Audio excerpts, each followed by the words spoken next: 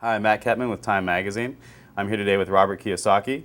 He is the best-selling author of Rich Dad, Poor Dad, which has been translated into more than 50 languages and is the #1 personal finance book in the history of the world. Thank you for joining us today, Robert. Thank you. This question comes to us from A.J. Gupta from Grays Lake, Illinois. If you did not have the rich dad in your life, what would you be doing today? It's hard to say if I didn't have my rich dad because as a young kid, starting at probably about the age of 5, 6, 7, 8, 9, I really wanted to be rich. So I think number one is desire, and then you naturally seek your role models and teachers. And in my lifetime, I've had multiple rich dads. My rich dad was my best friend's father starting at the age of 9.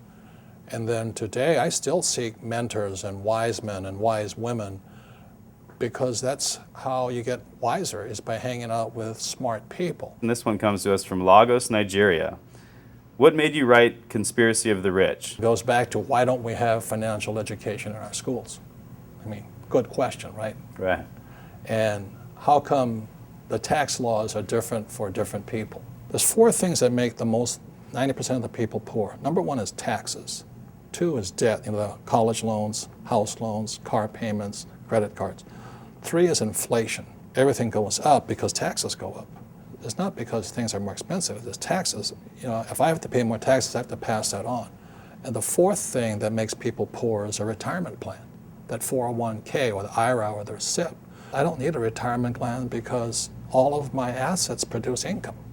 So like I have 1,400 apartments. Every month I get a check. Why do I need a retirement plan?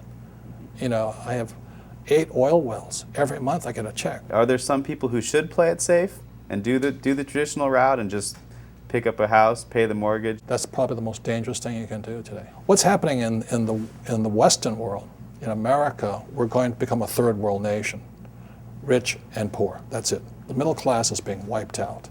So the people in the middle, whoever's left in there, will be the ones paying the taxes, the debt, the inflation. Right. The middle class is they're the pack mule. Is there any way a government can help this, or is it really based on the individual to come up? You have to decide which side of the fence you're on, rich or poor.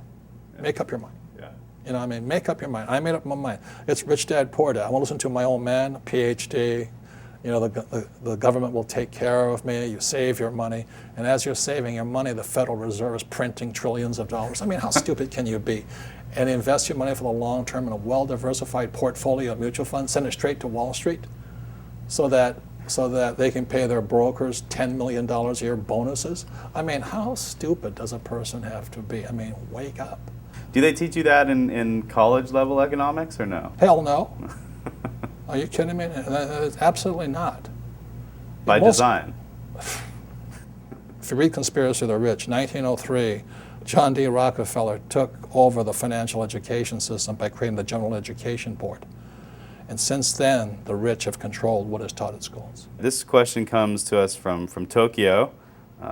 Jay Sienna asks, you always say that your poor dad forbade everyone to talk about money at the dinner table. Did you ever ask him why?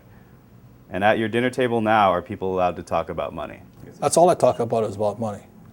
Tell me something money does not affect. Does money affect education? Absolutely. If you have money, you can go to the best schools. Look at George Bush. Right. This one comes from Laredo, Texas, from Steven San Ramon. When you and your wife were living out of your car, how did you remain so confident that you would be able to accumulate enough wealth to not only retire rich, but young as well?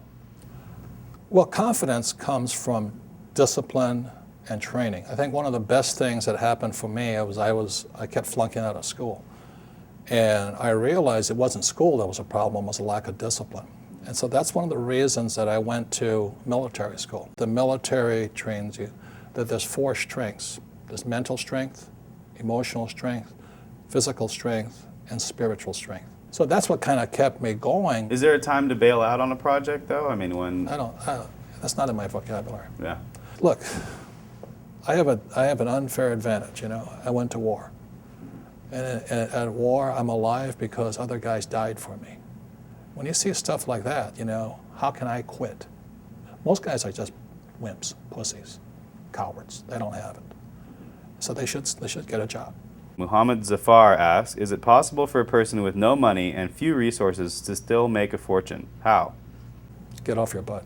You have to get smart. You have to look for teachers. I mean, it's pretty obvious. Like I said, you know, if you want to be a mechanic, you go hang out with mechanics. You know, you want to be a school teacher, hang out with school teachers. Right. Right?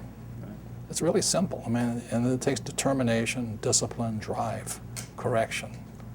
Can't quit.